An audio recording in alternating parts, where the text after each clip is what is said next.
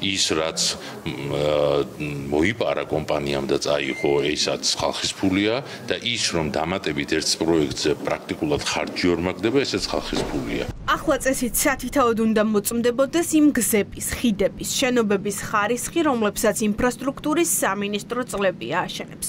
214 პროექტიდან 161 პრობლემური იყო. ეს მინისტრის სიტყვებია. პროექტების შეჩერება, ვადები და ხარისხი.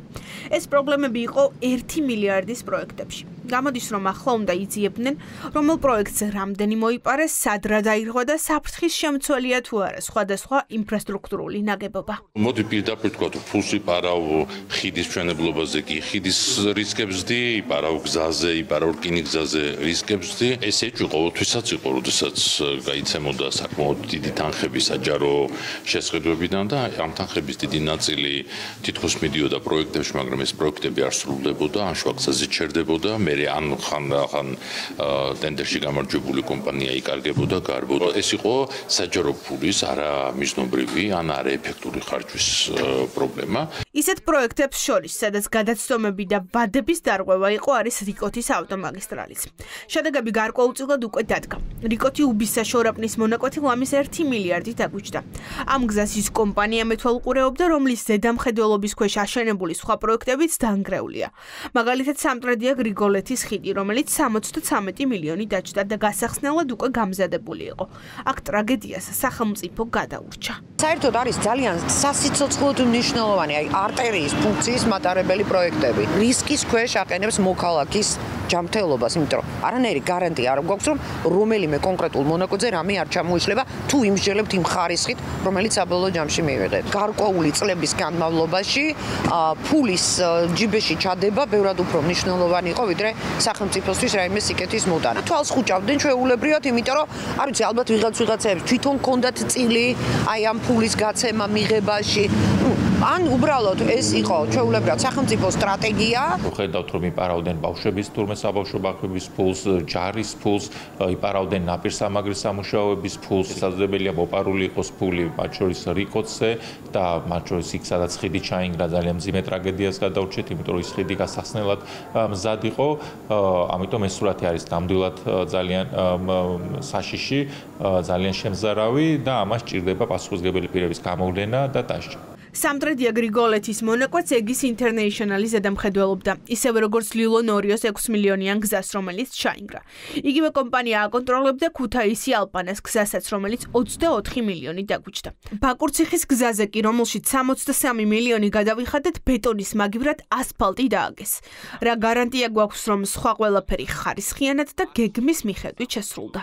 ყველაფერი კარგად ვერ არის, იმიტომ რომ ჩვენ დავდივართ მკვლელ გზებზე, ჩვენ დავდივართ ისეთ შენობებში, სადაც პრობლემა არის, იქიდან გამომდინარე, რომ ხარისხის პრობლემა გვაქვს. ფული მოიპარეს ხარისხის ხარჯზე. სხვანაირად ტენდერში ფულს ვერ იპარავ, სამშენებლო ტენდერში. ყურადღება უნდა გავამახვილოთ ორ სტრატეგიულ მონაკვეთზე, ეს არის რიკოთი, შხაროსნული მაგისტრალი და ეს არის თბილისი ბაკურციხე-ლაგოდეხის მონაკვეთი, რადგან ორივე შემთხვევაში ზედამხედველი კომპანია იყო ეგის ინტერნეიშნალი. ეგის კომპანია არის, რომლის თანამშრომლების დაჭერილი ყავს თაღლითობისთვის, რომლებმაც დოკუმენტაცია გააყალბეს. ლილო ნორიოს დამაკავშირებელი გზა დანგრეულია, ქუთაისი მამისონი ალპანას მონაკვეთს პრობლემები აქვს, სამტრედია გრიგოლეთის ხიდი დანგრეულია. პროექტები, რომელზე გადაცდომებსაც დღეს უკვე ქართული ოცნებაც აღიარებს, დიდი საფრთხის შემცველი შეიძლება აღმოჩნდეს. ამიტომ არის მნიშვნელოვანი გამოიძიონ რა პროექტს რა დააკლდა და შესაბამისად პასუხისმგებელი პირებიც დასაჯონ.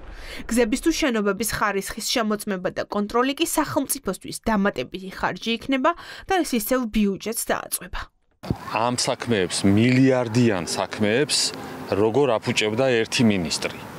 მილიარდიანი საქმეების გაფუჭებას როგორც მინიმუმ ჭირდება ყველა შემსრულებლის ჩართულობა. ესენი არიან შემსრულებლები მუნიციპალური განვითარების ფონდში, სამინისტროებში, მათი მოადგილეები, დეპარტამენტის თავმჯდომარეები და თავმოყარე ხელისუფლება არათუ მინისტრის მილიონებს დათვლიდა, დღესვე დააპატიმრებდა ყველას ერთდროულად.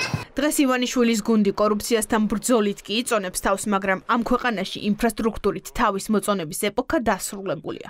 ახლა სათქმელი ის აქვთ, რომ ყველა საგებინებენ პასუხს ვინც სკოლების, ბაღების ან გზების შენების ფული მოიპარა.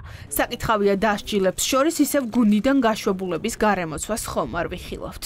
რომ პოლიტიკური მოთხოვნა საკმაოდ მკაცრია, საკმაოდ ხისტია და რასაკვირველია ამის მიჩქვალებას და დამალვას არავინ არ აპირებს. არსებობს ეგეთი რომ მოუვიდა უნიათობით მაგალითად.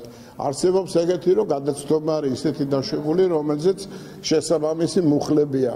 მე არ ვიცი რა ხარისხის პასუხისგებლობაზე გავა გამოძიება. ფაქტები ასეთია. ალაპარაკდნენ კორუფციაზე, რომლებზეც აქამდე მხოლოდ ისმენდნენ და არ იძიებდნენ იჯარენ ექს-პრემიერ ღარიბაშვილთან დაკავშირებულებს. ამ დროს კი ხალხი არკვევს, მშვიდად უნდა იაროს და ხარისხიანია თუ არა მაგისტრალები, რომელთა მშენებლობიდანაც დიდი ფულია მოპარული.